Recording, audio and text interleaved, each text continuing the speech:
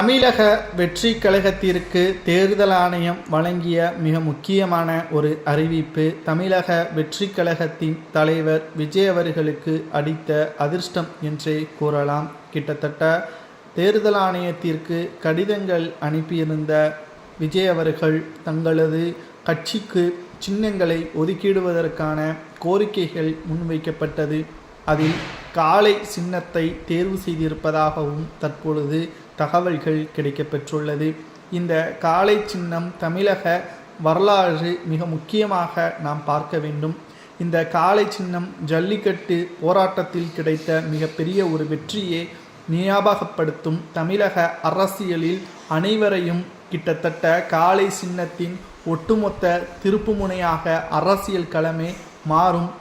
ஜல்லிக்கட்டு போல் அனைவரது கவனத்தையும் இந்த காளை சின்னம் பெறும் என்ற காரணத்தினால் தேர்தல் ஆணையத்திற்கு அனுப்பி வைத்திருந்த காளை சின்னத்தை பற்றியான முடிவுகளை வெளியிடுவதற்கு தமிழக வெற்றி கழகத்தின் தலைவர்கள் இரண்டாம் கட்ட தலைவர்களை டெல்லிக்கு அழைக்க உத்தரவுகள் பிறப்பிக்கப்பட்டுள்ளது.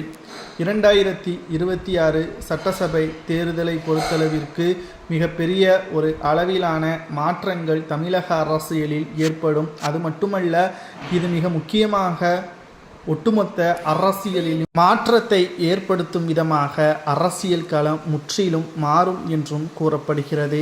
அனைத்திந்திய அண்ணா திராவிட முன்னேற்ற கழகத்துடன் தவேக கூட்டணி வைத்தாலும் தனி சின்னத்தில்தான் போட்டியிடும் என்பதில் எந்த ஒரு மாற்று கருத்தும் கிடையாது.